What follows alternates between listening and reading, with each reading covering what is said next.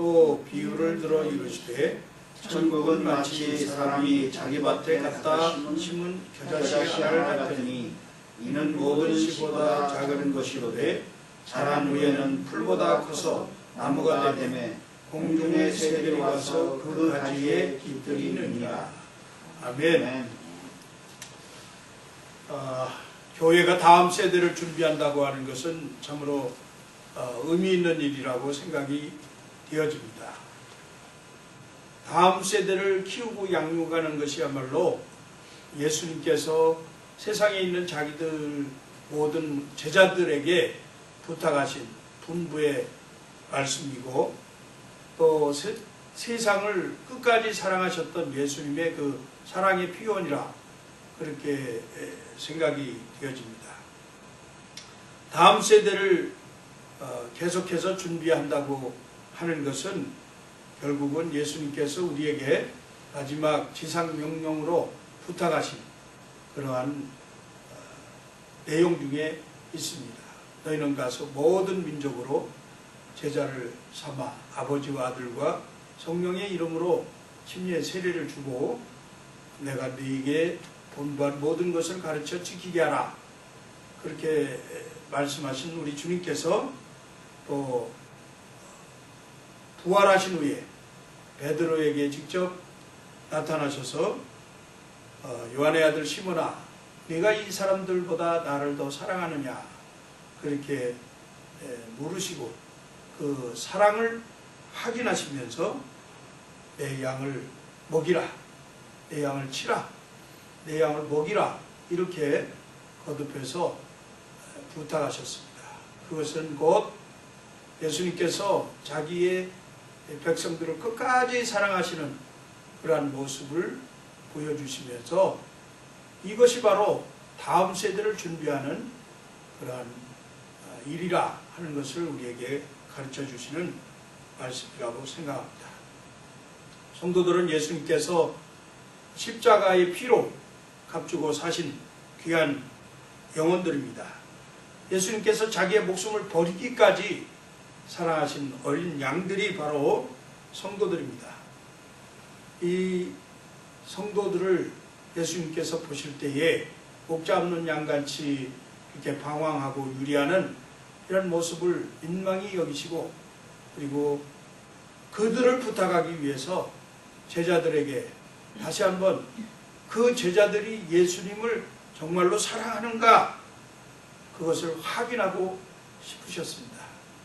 그래서 몇 번이나 베드로에게 네가 나를 사랑하느냐 이렇게 물으셨다고 생각이 되어집니다. 이만큼 다음 세대를 준비하는 것은 주님의 그 사랑을 확인하고 또 주님이 사랑하시는 마음 그것이 있는가 하는 것을 진정으로 우리들 마음속에 있는가 하는 것을 확인하면서 하는 중요한 의미가 있다고 생각이 되었습니다. 베드로가 예수님께서 그와 같이 질문하셨을 때 두렵고 떨리는 마음으로 대답을 했지만 그가 마지막에 목회를 다 이제 이루고 자기의 그 목회의 고백을 할 때 베드로전서 5장 2절 이하의 말씀에서 보면 양떼를 치우는 그 모습을 이제 자기의 신앙 고백으로 이렇게 다른 사람들에게 권고하는 것을 보게 됩니다. 너희 중에 있는 하나님의 양무리를 치되 억지로 하지 말고 하나님의 뜻을 따라 자원함으로 하며 더러운 이득, 다시 말해서 재물을 위해서 하지 말고 기꺼이 하며 맡은 자들에게 주장하는 자세를 하지 말고 양무리의 본이 되라. 그렇게 권고했습니다. 베드로 선생님이 그렇게 자기의 목양을 했다 하는 것을 이야기하면서 다른 사람들에게도 똑같이 앞으로 목회를 할 사람들에게도 이와 같이 다음 세대를 준비하면서 이렇게 하라 하는 것을 말씀한 내용이라고 저는 생각이 되어집니다. 이 말씀에도 보면 부득이함으로 하지 말고 이런 예화가 있어요. 어떤 80 노목해서 50 먹은 아들을 주일날 아침에 깨웠습니다. 이 아들이 자꾸 늦잠을 부리는 거예요. 그래서 그 어머니가 아들을 깨우면서 교회 가야지. 그러니까 그 아들이 오늘 어머니 난 오늘 교회 가고 싶지 않습니다. 왜 교회를 가기 싫어해? 교회 가야지. 오늘 대표 기도하는 아무개 집사가 마음에 들지 않습니다. 또 오늘 그래도 그 집사님이 그래도 교회를 위해서 기도하는 거니까 가서 듣고 함께 기도에 동참하고 그래야지. 무슨 소리야? 같이 가야 돼. 아무리 권고를 하고 이리저리 달랩니다. 그 아들이 자꾸만 핑계를 대는 거예요. 그래서 그 아들이 게으름을 피니까 엄마가 네가 오늘 교회 가야 할 가장 큰 이유가 있다. 그것은 뭐냐면 네가 바로 그 교회 담임 목사이기 때문이다. 그렇게 이야기를 했다는 겁니다. 우스운 얘기지만 이 목회를 하다 보면 어떨 때는 참 하기 싫을 때가 있는 경우도 있고 부득이 그냥 마지못해서 어쩔 수 없이 끌려가는 것처럼 해야 하는 그런 경우도 있는 것을 종종 깨닫습니다. 그럴 때마다 우리 베드로 사도께서 우리에게 주신 말씀, 자원함으로 하며 부득이 하지 말고, 이런 말씀을 늘 마음에 새기면 다음 세대를 준비하는 아름다운 교회를 세우는 일에 같이 동참할 수 있겠다, 그런 생각을 해봅니다. 양떼를 치는 건 참으로 어려운 일입니다. 그래서 목동이었던 야곱도 내가 낮에는 더위를 무릅쓰고 밤에는 추위를 당하면서 눈 붙일 겨를도 없이 양떼를 돌봤습니다. 그렇게 고백하는 것을 보게 됩니다. 다윗도 마찬가지죠. 다윗도 그 양떼를 지키면서 사자들이 와서 그 양떼를 삼키려고 하면 지팡이를 가지고 막대기를 가지고 사자들을 물리치고 때려잡고 그렇게 하면서 자기 목숨을 내놓고 그렇게 양떼들을 돌봤다고 하는 그런 기록을 하게 됩니다. 필립 켈러라고 하는 목사님이 실제로 양과 목자라고 하는 책에 썼는데 본인이 직접 그 양들을 키우는 목동 생활을 했습니다. 목장을 하면서 양을 키우면서 그 양들의 심리를 다 파악하고 또 양들을 어떻게 돌봐야 이 양들이 안전하고 또 계속해서 다음 세대들을 나아갈 수 있는가 하는 것들을 이렇게 경험하면서 쓴 책이 바로 양과 목자라고 하는 책인데 그 목자들이 꼭 읽어야 하는 그러한 아주 좋은 베스트셀러가 된 책이 바로 양과 목자입니다. 그런데 이 양과 목자에서도 그 양떼를 돌보는 일이 얼마나 위험한 일이고 얼마나 고통스러운 일이고 얼마나 참 괴롭고 또 하기 힘든 일인가 하는 것을 기록하고 있는 것을 보게 됩니다. 이런 것들을 보면 다음 세대를 준비한다고 하는 것 참으로 힘들고 어려운 일이다, 그렇게 생각이 되어집니다. 이 다음 세대를 준비하는 것은 정말 주님을 사랑하는 마음이 없으면 감당할 수 없다. 주님을 진정으로 목숨을 다해서 사랑하겠다고 하는 다짐을 가진 성도들만이 이 일을 감당할 수 있겠다, 그런 생각을 하게 됩니다. 저는 오늘 본문 말씀을 통해서 다음 세대를 준비하는 우리 교회 내에서 우리 교회의 그 비전을 같이 한번 나누면서 은혜를 받고자 합니다. 오늘 본문 말씀이 하나님 나라를 설명하기 위한 그러한 비유의 말씀입니다.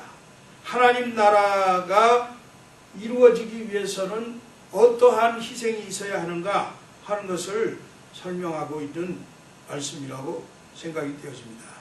그런데 이 말씀을 통해서 우리는 다음 세대 정말 큰 인물들을 키우기 위한 교회 교육이 어떻게 적용되어져야 하는가 하는 것을 생각해 보려고 합니다. 천국은 마치 사람이 자기 밭에 심은 겨자씨 한 알 같으니 이는 모든 씨보다 작은 것이로되 자란 후에는 풀보다 커서 나무가 되며 공중의 새들이 와서 그 가지에 깃들이니라.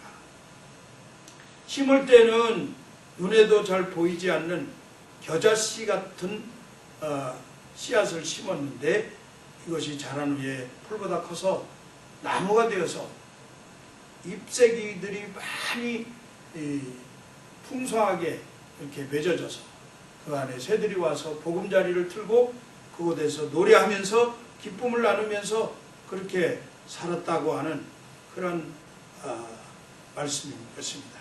여러분 겨자씨를 구경하셨는지 모르겠어요. 겨자씨는 제가 구경할 때는 얼마나 작은지 이 볼펜 끄트머리 가지고 이렇게 점을 딱 찍은 것 같은 그런 정도의 크기더라고요. 얼마나 씨앗이 작은지. 그래서 아마 우리 주님께서 가장 작은 씨앗을 설명하려고 겨자씨 그것을 예를 들은 것 같아요. 볼펜 하나 딱 찍었을 때 그 점 모양의 크기밖에 안 되는 이 씨앗이 결국 나중에 자라서 엄청난 나무가 되어져가지고 그 안에 새들이 오고 각종 새들이 와서 즐거움을 나누면서 그렇게 깃들였다고 하는 사실입니다. 우리는 이 말씀 속에서 다음 세대를 준비하기 위해서는 이렇게 작은 씨앗이지만 앞으로 성장되어질 큰 나무를 볼 수 있어야 합니다. 오늘 말씀이 분명히 이야기하고 있기 때문에 반드시 겨자씨만한 나무 씨앗이지만 엄청나게 큰 나무가 되어줄 줄로 분명히 믿습니다. 왜냐하면 말씀이 하나님 말씀이 이것을 인용하고 있기 때문에 씨앗은 생명이죠. 그래서 이 생명은 참으로 신비로운 것입니다. 아주 작은 것에서 출발하지만 그러나 그 생명 속에 정말 탄생의 신비와 그리고 성장, 열매 맺는 이러한 신비가 담겨져 있는 것을 보게 됩니다. 저는 오늘 아침에 우리 며느리로부터 사진을 한 장 받았습니다. 작년에 아이를 잉태했다는 소식을 듣고 그 모습이 좀 궁금했는데 가끔 보내오는 사진이 아이의 생명 그 사진을 자꾸 이렇게 보내더니 오늘은 자기 배를 찍은 사진을 보여줘요. 옷 입고 찍은 사진이니까 배가 저보다 더 많이 나서 이렇게 나와요. 그 안에 생명이 그렇게 있다 하는 것을 보여주는 그런 사진을 보내줬는데 이렇게 생명이라고 하는 건 참 신비한 것입니다. 별것 아닌 것 같은데 작은 씨앗이 담겨져서 그것이 이제 점점 생명으로 이렇게 자라나는 것을 보게 됩니다. 하나님 나라는 바로 이러한 작은 씨앗에서 비롯되어진다고 하는 사실을 여러분들은 기억하셔야 합니다. 하나님의 사람은 작은 씨앗에서 수천 그루의 나무를 볼 수 있어야 합니다. 작은 씨앗을 심으면서도 수천 개의 열매를 딸 수 있다고 하는 그런 가능성을 볼 수 있어야 합니다. 한 생명이 땅에 떨어져 썩어짐으로 말미암아서 많은 생명을 얻게 된다고 하는 것이 성경의 원리입니다. 중국의 노자는 씨앗 속에 담겨있는 것을 보는 것, 그것이 바로 천재의 눈이다. 그렇게 이야기했습니다. 에머슨이라고 하는 사람은 수천 그루의 나무로 인해서 울창해진 숲도 한 톨의 도토리로부터 시작된다. 그렇게 말했습니다.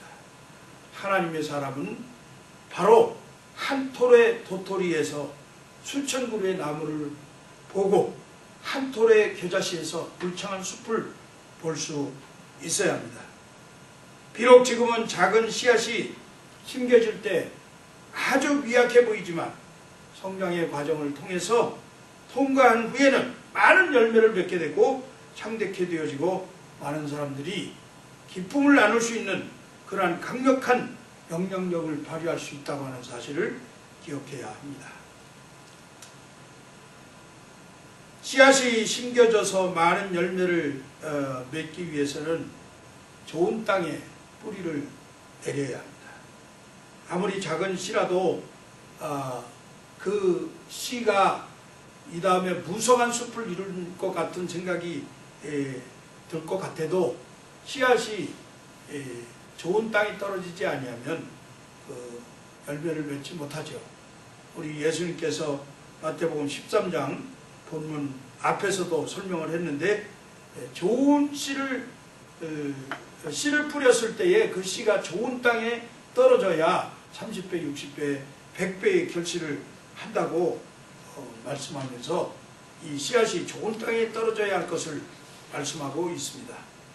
골로새서 2장 6절 7절 말씀해 보니까 그러므로 너희가 그리스도 예수를 주로 받았으니 그 안에서 행하되 그 안에 뿌리를 박으며 세움을 입어 교훈을 받은 대로 믿음에 굳게 서서 감사함을 넘치게 하라. 이렇게 말씀하면서 예수 그리스도 안에서 예수 그리스도에게 뿌리를 박도록 그렇게 하라고 권면하고 있습니다.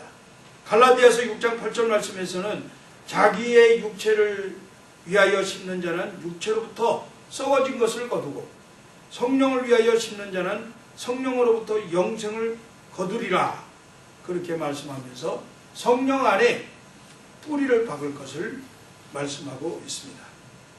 이처럼 우리는 씨앗을 뿌릴 때 그저 거칠은 땅에다가 씨앗을 뿌릴 것이 아니라 하나님의 그 말씀대로 예수 그리스도 그 좋은 땅 되시는 예수 그리스도의 뿌리를 받고 그리고 또 예수 그리스도께서 우리에게 보내주신 성령의 뿌리를 박아서 성령과 예수 그리스도로 뿌리를 박힌 그러한 성도들은 반드시 30배, 60배, 100배의 결실을 맺을 수 있다고 하는 믿음을 가지고 그리고 그 안에서 믿음을 굳게 하는 그러한 삶을 살아야 될 줄로 생각합니다. 우리가 다음 세대를 준비하면서 예수 그리스도 안에서 성령의 사람으로 뿌리를 내리도록 먹이고 또 키워야 합니다. 우리가 다음 세대가 만일에 악의 뿌리를 내린다고 하면 재앙을 얻게 되고 죄악의 뿌리를 내린다고 하면 멸망을 당하게 되는 것입니다. 그러므로 우리는 다음 세대가 생명의 뿌리를 내릴 수 있도록 예수 그리스도 그분에게 뿌리를 내리도록 이렇게 우리가 가르치고 또 양육하고 돌보고 해야 할 책임이 있는 것입니다. 그 다음에 이 씨앗이 심겨진 뒤에 좋은 땅에 뿌려져서 많은 열매를 맺게 될 것인데 그 자라는 그 목표가 있습니다. 그 자라는 목표는 바로 예수 그리스도입니다. 에베소서 4장 15절 16절 말씀에 오직 사랑 안에서 참된 것을 하여 범사에 그에게까지 자랄지라 그는 머리니 곧 그리스도라 그랬습니다. 그리스도의 분량에까지 자라도록 우리가 해야 한다 하는 것입니다.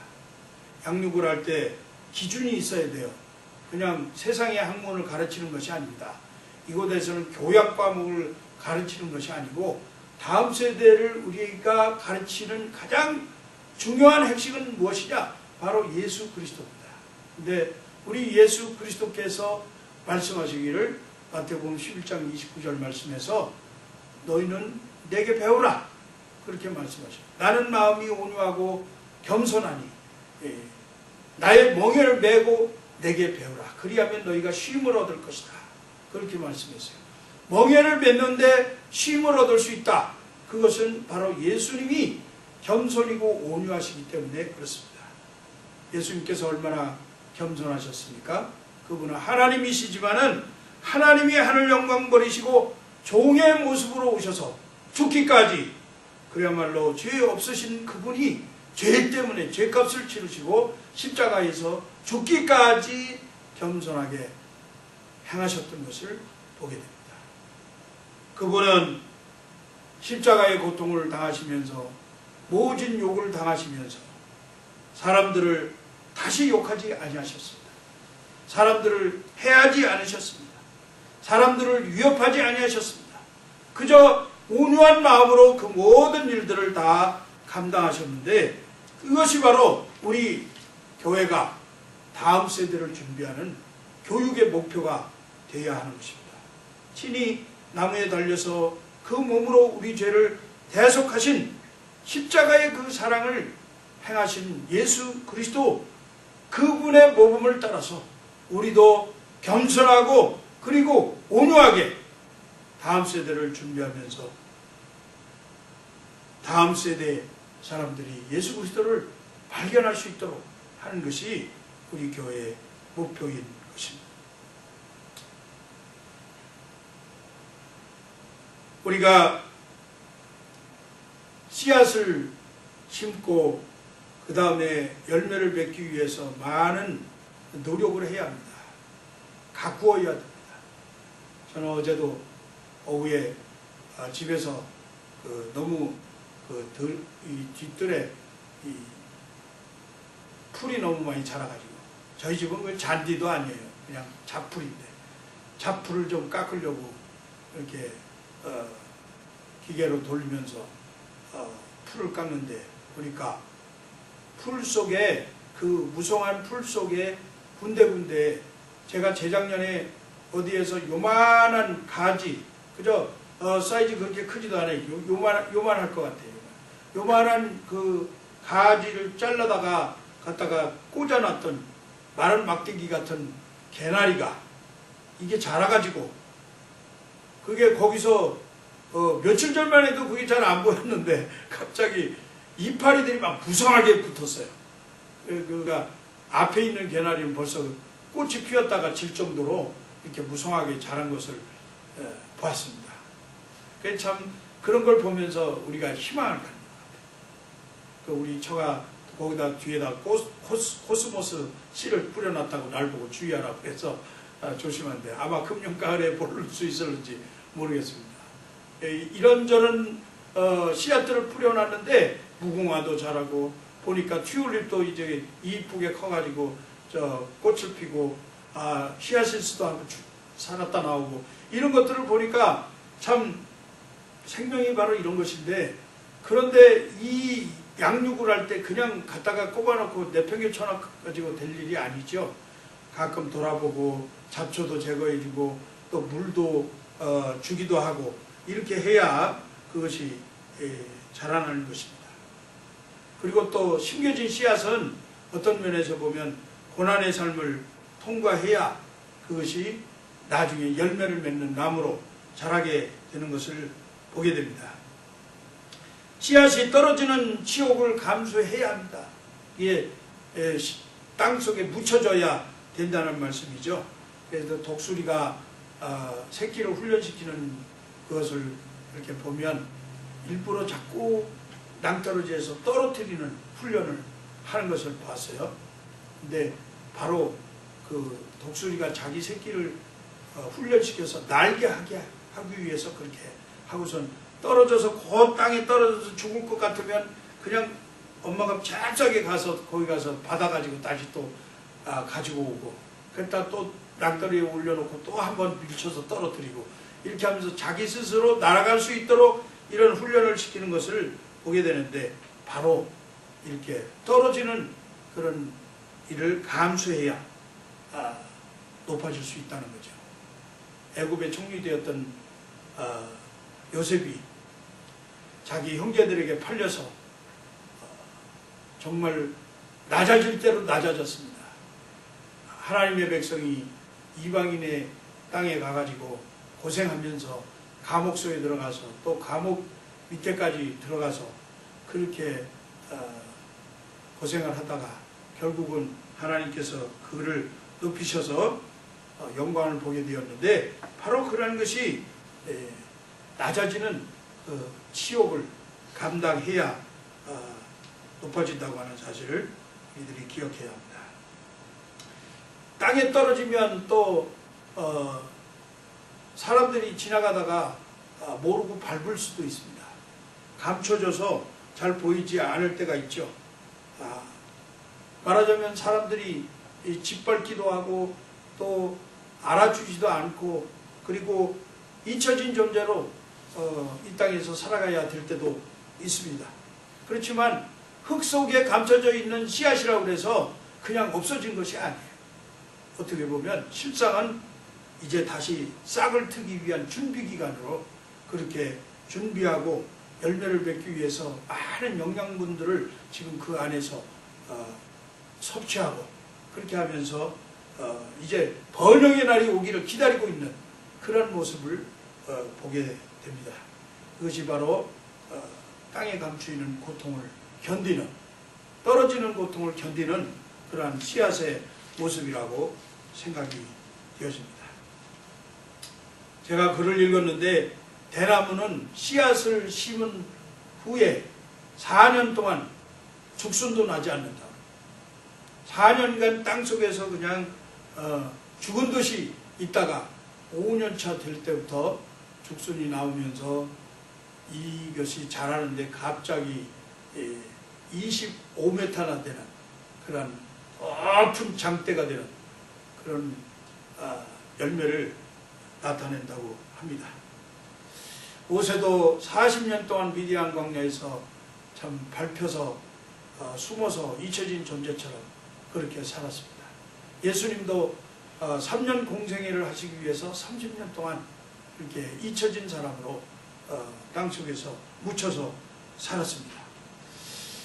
우리 그레스라이프 한인교회가 이 지역에서 많은 열매를 맺는 그러한 교회로 이제 성장되어지기 위해서 얼마나 하나님께서 우리를 숨겨놓으시고 잊혀진 존재처럼 그렇게 세우시는지는 알 수 없지만 하나님께서 반드시 우리의 그 헌신과 우리의 그 섬김을 받으시고 하나님이 우리를 생명을 사랑하시는 그 마음을 아시고 반드시 귀한 열매로 나타날 수 있도록 이렇게 성장시켜 주실 줄로 우리는 분명히 믿습니다.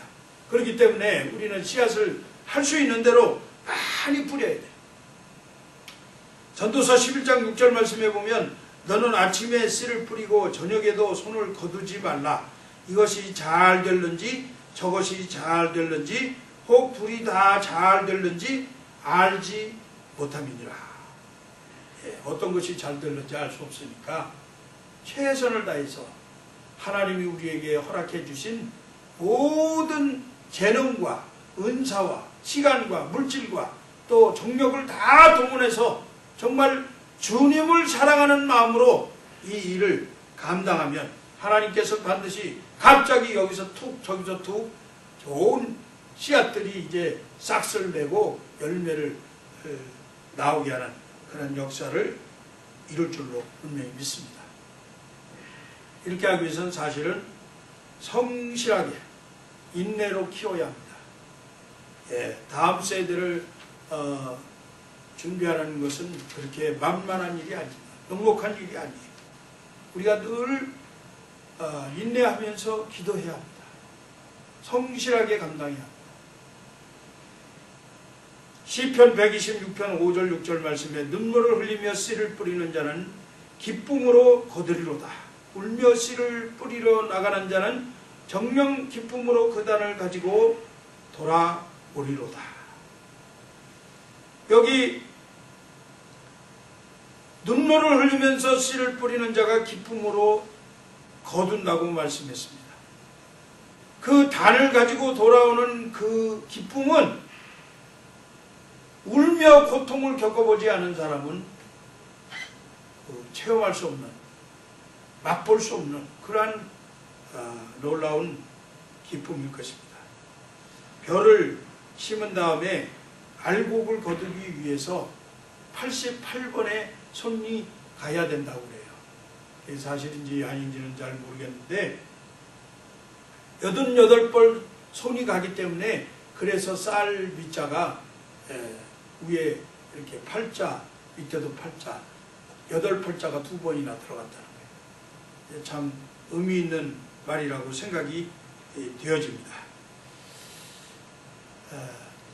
씨앗을 뿌릴 때 씨앗 중에는 이게 나중에 자라서 나오는 것이 다 귀한 열매만 나오는 건 아니죠. 어떨 때는 또 가라지도 나옵니다. 잡초도 나오고 인생이 다 좋은 성공하는 것만 있으면 얼마나 좋겠어요. 번영하고 발전되어지면 참 좋은데 그렇지 못하는 경우가 있기도 합니다. 농사를 어떨 때는 해놓고도 망치는 경우가 생겨나게 되기도 하죠. 그런데 어쨌든 그래도 생명은 가꿀수록 아름다워지는 것이기 때문에 성실한 마음으로 또 인내를 가지고 참고 견디면서 열매를 바라면서 그렇게 일을 해야 하나님께서 귀한 열매를 주실 줄로 믿습니다. 야고보 5장 7절 말씀해 보니까 그러므로 형제들아 주의 강림하시기까지 길이 참으라. 보라 농부가 땅에서 나는 귀한 열매를 바라고 길이 참아 이른 비와 늦은 비를 기다리나니 이렇게 말씀하고 있는데 바로 그리스도인들이 인내해야 할 것을 말씀하고 있죠. 인내는 성령의 열매 중에 하나잖아요. 열매 중에 하나입니다. 우리가 인내를 통해서 또 씨앗을 뿌리게 되면 하나님께서 반드시 우리에게 귀한 열매로 주실 줄로 믿습니다. 우리가 선을 행하되 낙심하지 말지니 피곤하지 아니하면 때가 이름에 거두리라. 갈라디아서 6장 9절 말씀은 이렇게 우리에게 위로의 말씀을 주시고 계시는 것입니다. 사랑하는 성도 여러분, 이제 말씀을 맺습니다. 이 씨앗을 뿌리고 난 뒤에 그 열매를 통해서 많은 사람들이 보금자리의 기쁨을 누리고 나누고 살게 된다고 하는 사실입니다.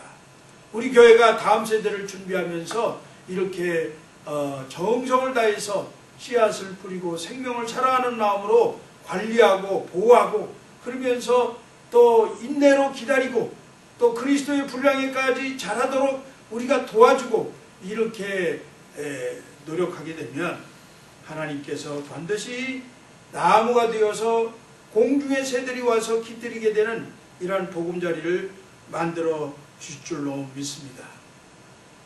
우리 교회가 지금은 비록 미약하지만 세상을 향해서 강력한 지도력을 발휘하는 그러한 교회가 되어지는 날이 올 줄로 믿습니다. 이러한 믿음 때문에 우리가 지금 와서 수고하는 것 아니겠어요? 그래서 이사야서 60장 22절 말씀은 그 작은 자가 천을 이루겠고 그 약한 자가 강국을 이룰 것이라. 때가 되면 나 여호와가 속히 이루리라. 여러분 한 분 한 분이 일당천입니다. 일당천이면 여기 지금 우리가 수천 명이 모여 있는 거예요. 그런 믿음으로 바라보면서 앞으로 번영과 또 성장과 부흥과 그리고 발전을 기대하는 그러한 다음 세대 교회를 준비하는 아름다운 우리 성도님들 되어지시기를 다시 한번 격려하고 또 축복합니다. 기도하겠습니다. 하나님 감사합니다. 귀한 말씀을 통해서 우리에게 새롭게 또 도전하게 하시고 또 연약하지만 저희들을 사용해 주셔서 참으로 다음 세대를 준비할 수 있는 아름다운 교회로 세워주심을 감사합니다. 하나님 아버지, 주님께서 약속하신 대로 겨자씨 같은 연약한 씨앗이 뿌려져서 고통 속에 또 감내하고 또 하나님께서 원하시는 그 그리스도의 분량에까지 자라기를 소원하면서 또 그리스도에게 깊이 뿌리를 내리고 성령으로 뿌리를 내려서 귀한 열매를 맺게 될 줄로 믿사오니 하나님 아버지, 이러한 소망을 가지고 달려가는 저희들 되어지도록 축복하여 주시옵소서. 그 약한 자가 천을 이루겠고 그 약한 자가 강국을 이룰 것이라고 말씀하신 그 말씀을 부여잡고 우리가 하나님이 이루실 것을 믿으면서 이 일을 감당해가는 귀한 성도들로 세워 주시옵소서. 감사하며 예수님 이름으로 기도합니다. 아멘.